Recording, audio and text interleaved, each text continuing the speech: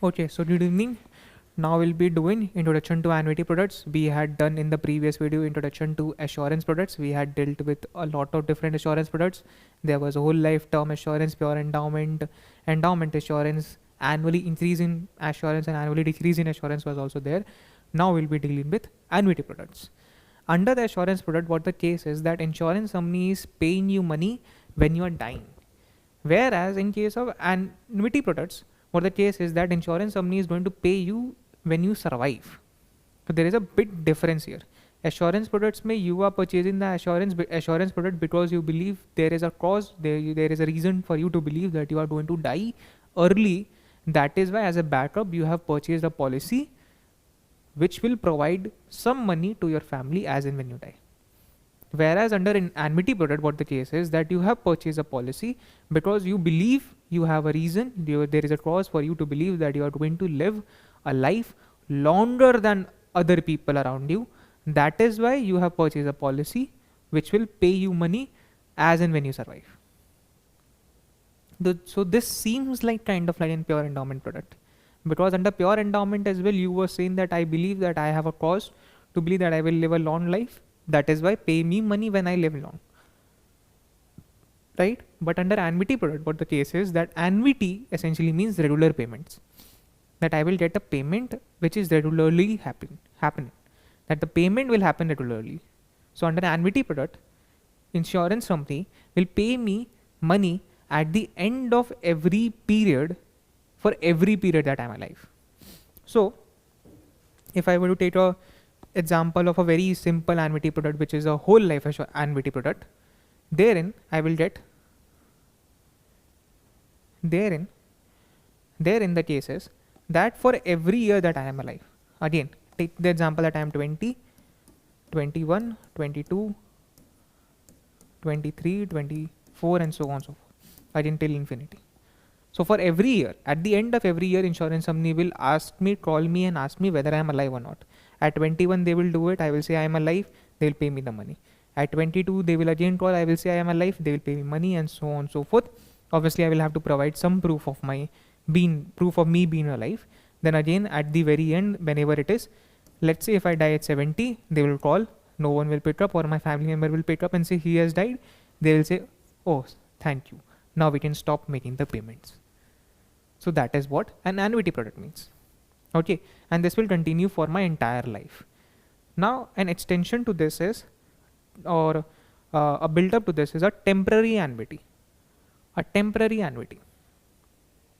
So under a temporary annuity, what the case is, again there is a period of 40 years, let's say, and under this 40-year period, what the insurance company will do is that they will only check whether I'm alive or not and make the payment for the same for a period of 40 years. Beyond that, they are not concerned whether I'm alive or not. So they will call and check at 21 whether I'm alive or not. If I'm alive, they'll make the payment, otherwise not. At 22, again they will check. If alive, make the payment, otherwise don't. At 60, they will check whether I'm alive or not. If I'm alive, they will make the payment, otherwise not.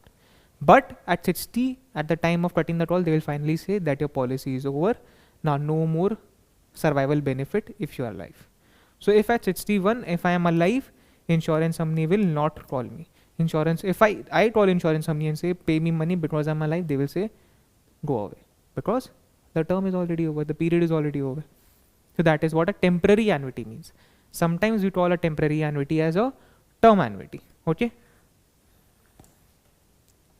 Now you can have different variant of annuity policy based on the time period of where it is made.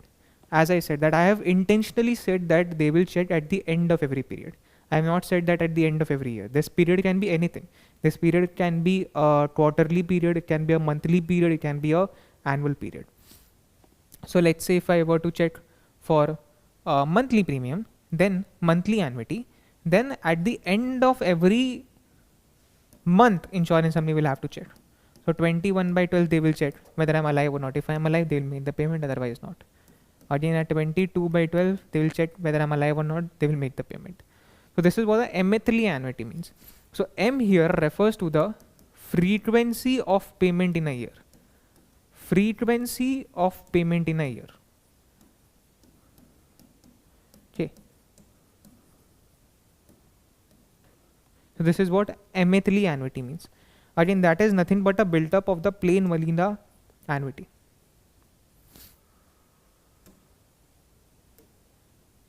Okay. So this is it for my side with regards to the annuities. Oh, sorry, there is one more annuity. I guess I have missed this one, which is a certain annuity. And there is a certain some part as well. We have still have some time, so I will discuss one more type of annuity as well. So no worries.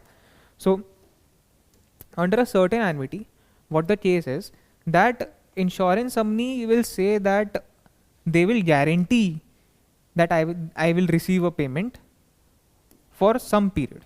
Let us say I have purchased the policy at 20, I have paid them, let's say, a lump sum amount of money, and I have said that I should receive the payment till I am 25. I should receive the payment. There is a guarantee which I am asking from the insurance company. I want a guarantee from the insurance company. I want the guarantee that irrespective of whether I live or die, I should receive the payment between 20 and 25. Thereafter, you do whatever you want to do. You check whether I am alive at the end of every year or not. So there is a guarantee which I am asking from the insurance company. So the payment would be guaranteed from this period. At 21, they will not call me. They will simply deposit the money in my account. 22, they will call. Again, 22, they won't call and they will simply deposit. 23, again, they will do this. 24, again, they will do this. At 25 also, they will do this. But at 26, they will finally call after 6 years and they will say, remember, sir, you had purchased a policy 6 years ago. Now is the time we will check whether you are alive or not. If you are alive, provide the proof that you are alive. Then we'll make the payment. Then again at 27, they will call, show me the proof that you are alive and get the payment. And this will go on and on, whatever the end of the period is. Okay. So this is one approach which you can have. Next, the usual case for annuity is the usual place where we deal with annuity is pensions. Under pensions, what happens is that you and I are earning money, you and I are earning salaries, right? There is something known as CTC, there is something known as enhanced salary. On the internet, you will find tons and tons and tons of video wherein people will be advising you to not make decision on the basis of your CTC, rather on the basis of your enhanced salary. Because people will say कि जमीन आसमान का अंतर है दोनों में. There is a significant difference between CTC and what people are getting in hand. But what is that difference? Well, there are n number of stuff in that. But one of the thing which is there is pension. That you are making contribution to your EPF. Contribution to your EPF, which means employers or employee provident fund, which essentially means a fund which you are creating for your old self. Right now you are earning money. Right now you are 20-year-old. Right now you are young. Right now your mind is sharp. Right now you're physically sound. Everything is good with you. You can earn money.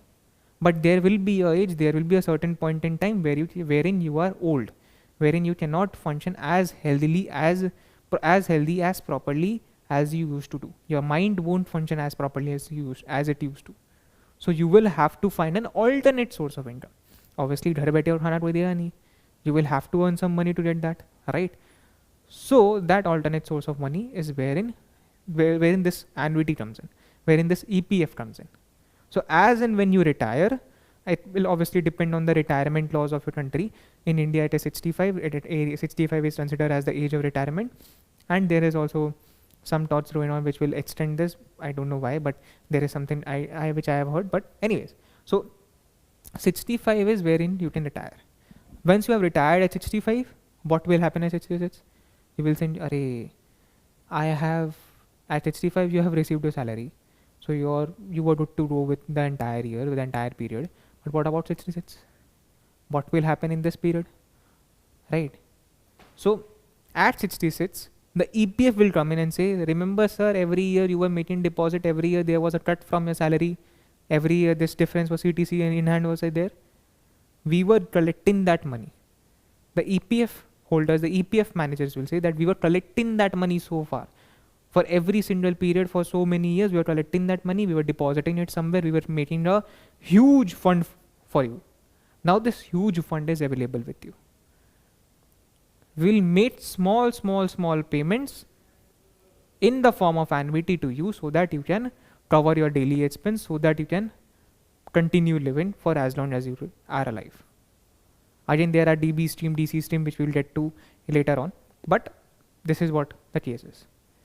So this EPF will provide you this provident fund, this entire provident fund which is available to you will provide you small annuity payments which you can use to cover your daily expenses. And this will come in the form of a deferred annuity. So what a deferred annuity is, that in case of deferred annuity, you are continuously making contribution to a fund, but you are getting this return, you are getting this payment back, you are getting the annuity return only after a certain period of time, provided that you are alive at that. So basically, in my example, as a 20-year-old, I am continuously making the payment till 65. I am doing that. I am some salary or some part of my salary is continuously being deposited in EPF. My employer is also doing the same. But once that I am 65, insurance company will call me at 65 or whatever the retirement age is. That let's say they call me at 66. They call me at 66 and ask me, sir, are you alive? I am saying, yeah, I am fine. I am alive. I am currently worrying about how I will live my next years ahead. I do not have a source of income. I have already retired. I cannot function as properly as before. What to do? Insurance company will say, don't worry. We have EPF. We'll provide you with the money. The EPF will ask whether I'm alive or not. EPF will say, I have provided enough proof to say that I am alive. EPF will then provide me with the pension payment to live my next life, to live the next year. Then at 67, again they will ask, sir, are you alive? I will say yes. Again they will pay me the payment, and then I will finally die. So this will continue with the payment till I am alive. Again, there is a DB stream, DC stream. This happens usually under the DB stream, wherein the payment will continue till I am alive. But under a DC stream, again, that is a different thing which we'll discuss later on in a very in our usual classes. It was better to discuss that in the usual classes because there is a lot of doubts which can come under there. So we'll discuss that. They're not to worry. But the question arises: what if I do not live long enough to see the age of 65? What if I die at 40? What will happen then? If I die at 40, I will die without knowing that there was an EPF that I had. If I die at 40, there is nothing I can do about it. The entire fund which is there under EPF, that is just gone. Swaha. If I have purchased a deferred annuity, again there is a different policies and all that. There is different terms and conditions which have come in existence to this day, which will say that okay, if you die, we will provide some sum of money to your family or something like that.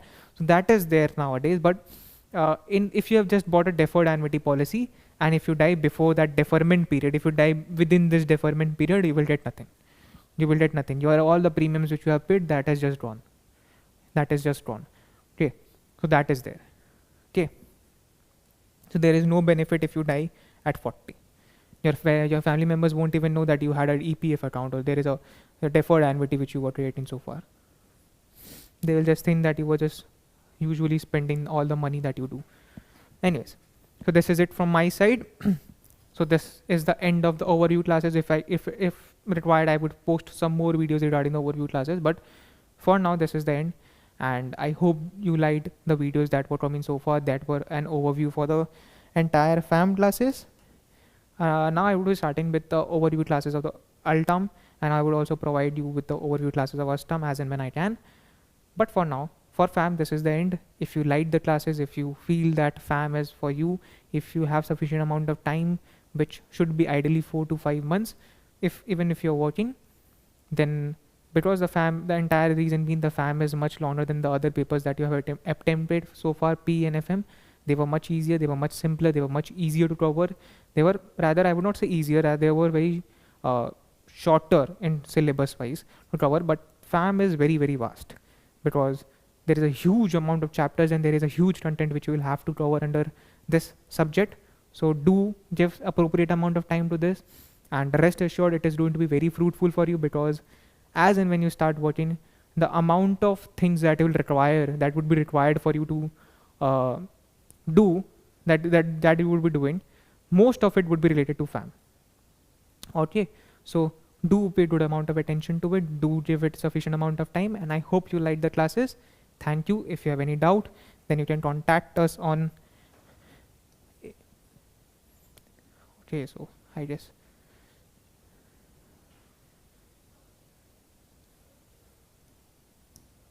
yeah, so you can contact us on 8100598543. Okay, you can contact us here and you can let us know if you have any doubt, if you want to purchase the course. Again, thank you. We'll meet again.